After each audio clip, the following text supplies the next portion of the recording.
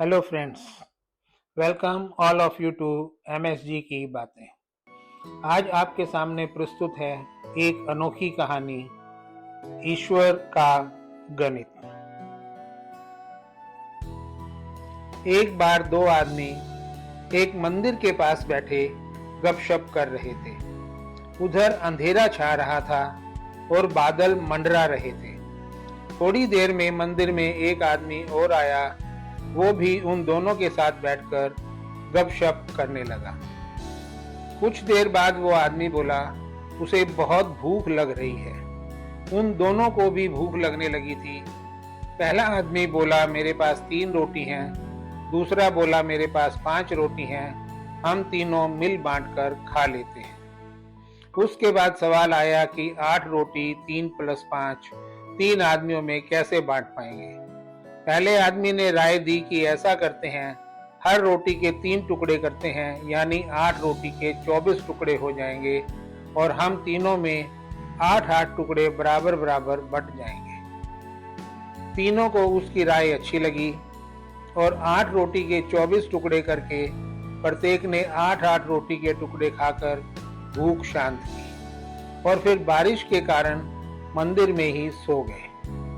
सुबह उठने पर तीसरे आदमी ने उनके उपकार के लिए दोनों को धन्यवाद दिया और प्रेम से 8 रोटी के टुकड़ों के बदले दोनों को उपहार स्वरूप 8 सोने की गिन्नी देकर अपने घर की ओर चला गया। उसके जाने के बाद दूसरे आदमी ने पहले आदमी से कहा, हम दोनों 4-4 गिन्नी बांट लेते हैं।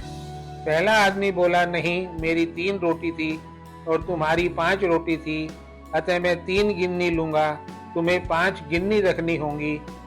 इस पर दोनों में बहस होने लगी। इसके बाद वे दोनों समाधान के लिए मंदिर के पुजारी के पास गए, उन्हें अपनी समस्या बताई तथा समाधान के लिए प्रार्थना की। पुजारी भी असमंजस में पड़ गया।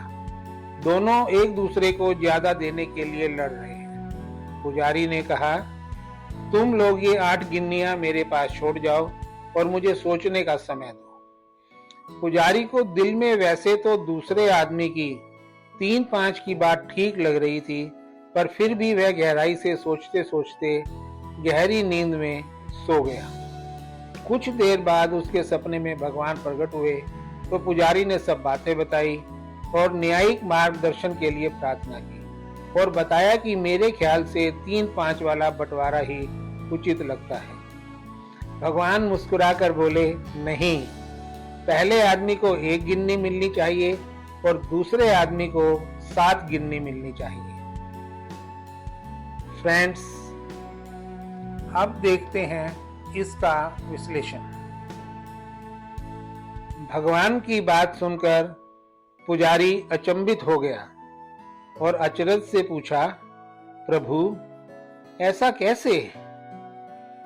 भगवान फिर एक बार मुस्कुराए और बोले, इसमें कोई शंका नहीं कि पहले आदमी ने अपनी 3 रोटी के 9 टुकड़े किए, परंतु उन 9 में से उसने सिर्फ 1 बांटा और 8 टुकड़े स्वयं खाए, यानी उसका त्याग सिर्फ 1 रोटी के टुकड़े का था।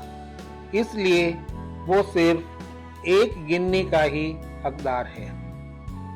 दूसरे आदमी ने अपनी 5 रोटी के 15 टुकड़े किए, जिनमें से 8 टुकड़े उसने स्वयं खाए और 7 टुकड़े उसने बांट दिए। इसलिए वो न्याय अनुसार 7 गिन्नी का हकदार है। ये ही मेरा गणित है और ये ही मेरा न्याय है। ईश्वर के न्याय का सटीक विश्लेषण सुनकर पुजारी नतमस्तक हो गया। फ्रेंड्स, यह महत्वपूर्ण नहीं है कि हम कितने धन संपन्न हैं। महत्वपूर्ण यही है कि हमारे सेवा भाव, कार्य में त्याग कितना है। फ्रेंड्स, आशा करते हैं कि आपको ईश्वर का गणित पसंद आया होगा। प्लीज कमेंट में अपनी राय दें। हमारे साथ बने रहने के लिए थैंक यू वेरी मच। आपका दिन शुभ हो।